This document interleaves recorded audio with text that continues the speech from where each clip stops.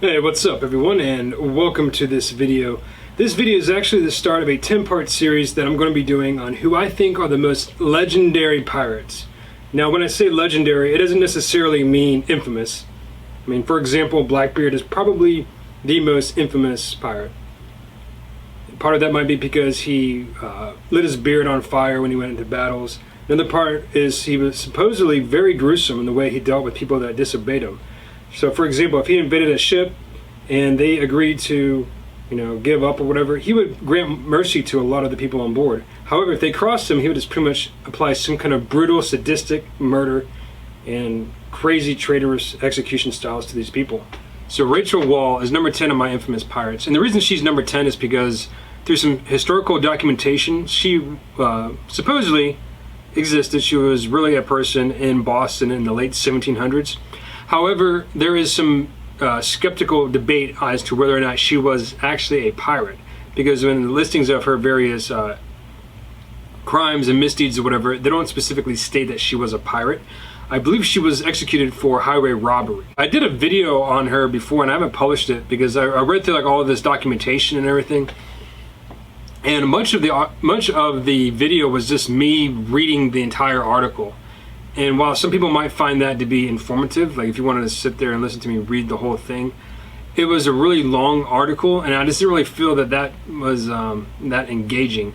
So what I'm going to try to do is see if I can figure out how to incorporate some background images, maybe some visuals to go along with this video, so that way as you're hearing me describe what happened to her, you can see some visualizations. Unfortunately, I don't think we have any specific artist renderings of her, though there are some drawings from her being executed. Rachel Wall was born in 1760 and she died in 1789 at the ripe young age of 29. Now, she was hanged in Boston for the crime of highway robbery. An interesting note about this is only 5 years before, I believe, was the highway robbery crime considered a capital offense.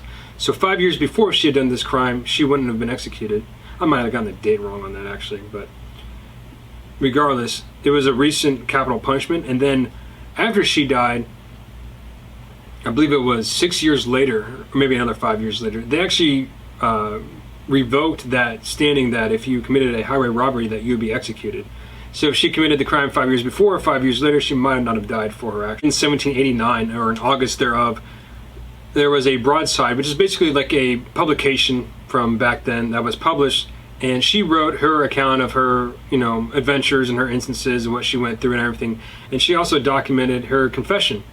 And she said that she felt that society was, really looking forward to hearing what she had to say. It's kind of like similar today in terms of like criminals, and you find investigative discovery and all these networks and stuff where people are like has a macabre fascination with all of these crimes, like Bonnie and Clyde and stuff like that. She left her family at the age of 16, married this gentleman named George Wall.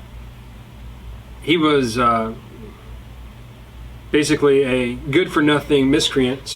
In her confession, Rachel stated that George Wall enticed her to leave her service and make bad company, from which I date my ruin. So she basically blames him for all of her ills.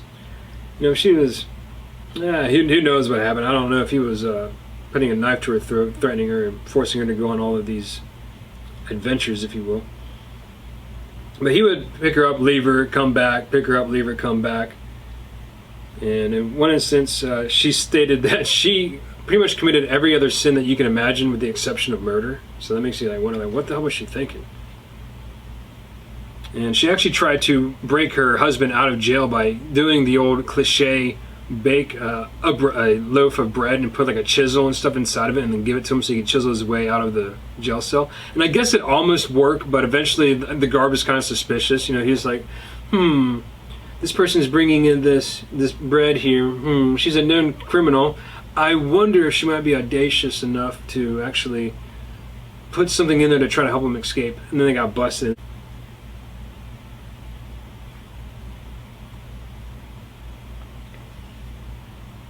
And so what Rachel was actually primarily known for, in addition to the highway robberies. Now, before I get into this, let me state that some documentation I've read has dictated that she, obviously was a real person because they have records, but she wasn't necessarily a pirate because of the way she was executed.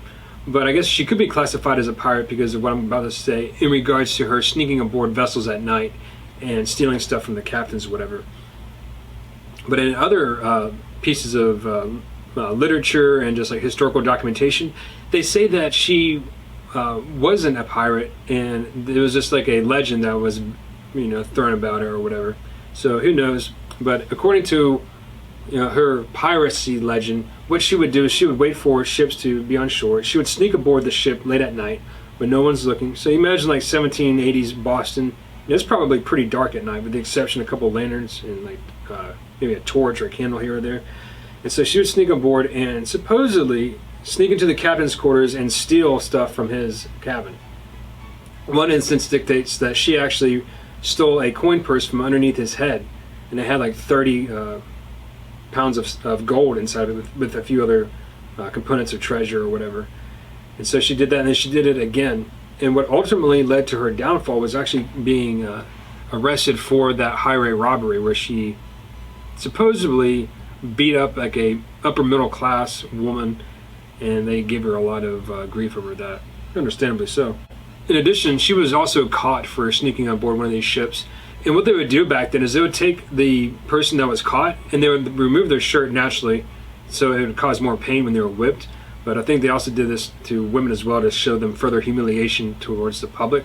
So she had to stand in front of the whole square or whatever, topless, and then they'd take like a whip and just bash her back in repeatedly. And so she had to endure that.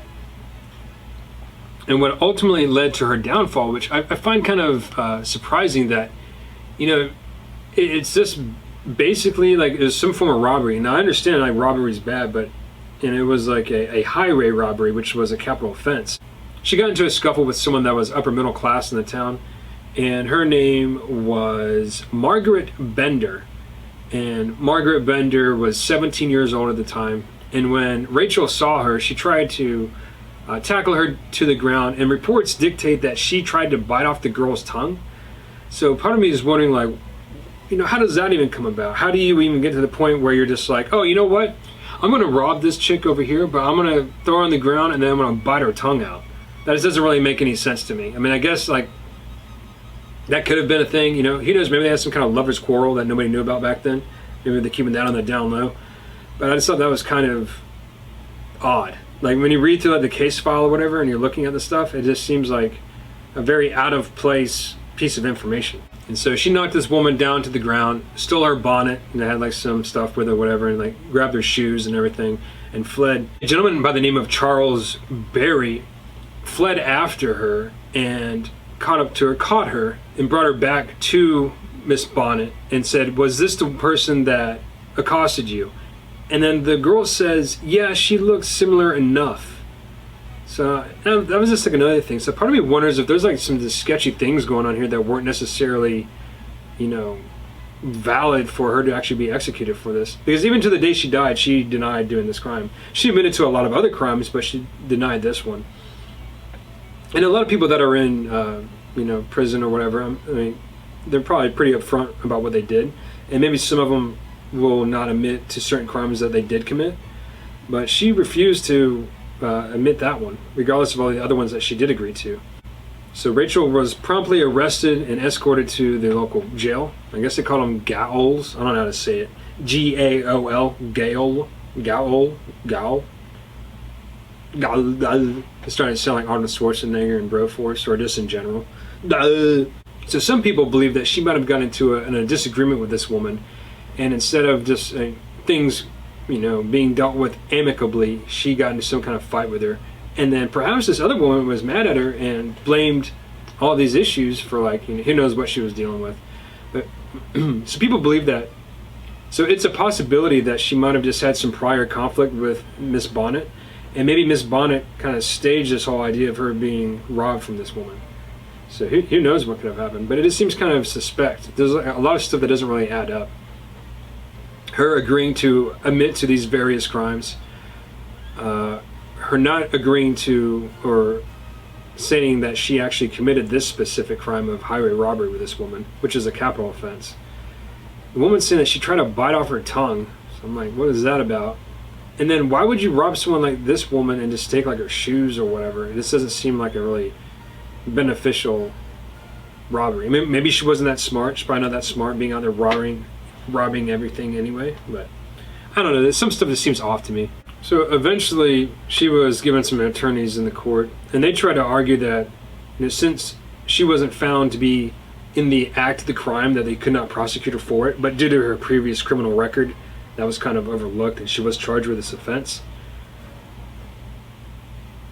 So she was found guilty of breaking up and entering the dwelling house of one Lima Ludden and feloniously stealing, taking, and carrying away the goods and chattels. And she had a lot of other previous occurrences in terms of her rap sheet. So it was this with everything else that she had done that pretty much led to her execution. In their typical natural way, as she was waiting in her jail cell getting ready to die, newspapers throughout the country were, you know, ravenous trying to get out some additional information about her. And so this is where she wrote her confession and dictated what happened to her. And what I was saying before is she said that everyone was anxious to know every particular circumstance of the life and character of a person in my unhappy situation. The Independent Chronicle and the Universal Advertiser published several articles about her, and they went on to document like the crimes that she did, and this might have added to some of her legendary status. I mean, think about it. She was executed for the crime that she apparently committed against this young woman that was 17. Is like she threw her on the ground, stole her shoes, stole her buckles, and stole like her bonnet or whatever, and then fled. So that, combined with everything else that she did, ultimately led to her being executed for this specific crime. Well, and additionally, Rachel Wall also had some blood on her hands, like literally blood on her hands, so that was used to connect her to the scene of the crime as well. We have an image of where she was actually hanged during that time frame, so you can see on here. This is where she was executed. Perhaps another aspect of her legendary piracy career, if you want to call it that, is supposedly she would team up with her husband and a few other individuals, and they would lure ships, you know, to her aid. So after storms, they would take their ship, they would bust it open and, like, you know, make it look really damaged, and she would look all distressed and, you know, in trouble, either kind of near a port or whatever. And then when ships would come to her aid, her husband and their group would get out and murder the crew and steal all the valuables and, you know, sell them or whatever. So that was like their plan for piracy. But there are some other documentations that appear to like refute that specific occurrence. So another thing that doesn't quite add up for her piracy career is that one legend dictates that her husband misjudged a storm and then crashed, and she was stranded somewhere and she got picked up and came back. But in her confession, she actually dictates that she does not know what happened to her husband. So that's a contradictory piece of information there regarding that. And another contradictory piece of information is that pirates during this time weren't necessarily hanged at gallows. They were primarily taken to an island called Nix's Mate, and they were basically put in a cage, hung out to dry, would die of lack of thirst, and would sit there and die and have vultures, you know, chew up their corpse and all of that. It's called gibbeting. And this was done to primarily deter other individuals from even thinking about the idea of going into a life of piracy. A lot of these stories about pirates come from the Robert Tree Payne papers. And it was basically this gentleman in early 1900s, probably I think 1905. He would do a lot of research about pirates, and he came up with a lot of stories and promoted like a lot of interest in this. Rachel Wall was not really mentioned in the public record until 1959. So this was 170 years after her escapades in Boston, in New England. So that itself is rather a long extension of time from when she actually committed her piracy. So that leaves a little bit of doubt about the legitimacy of her actually being a true pirate. So once again, this kind of goes back to the reason I placed her at number 10, is because when she was supposedly a female pirate, but at the same time, it's a little bit questionable if she really was indeed a pirate. And so there we have it, the story of Rachel Wall. She was supposedly, according to many accounts, a pirate. According to a few other accounts, not necessarily a pirate, but just a vagrant, robber, highwayman kind of thief, even though she did not admit to that specific crime. So let me know what you think. Do you think she was a pirate, or was she just promoted throughout history just to kind of add a legend to someone that didn't quite deserve it? And thanks a lot for checking out this video. I'm going to try to make 9 more videos, all the way up to who I think is the most legendary pirate. Now remember, it's not necessarily the most gruesome or the most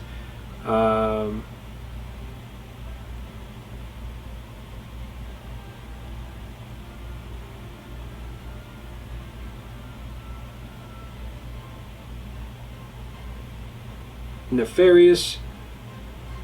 Who's the most... What is it called when they're like, I even said it before, but until I forgot. When they're not necessarily the most...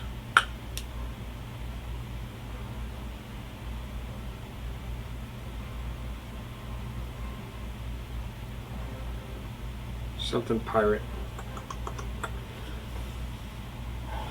Something like that. So they're not necessarily the most infamous pirate.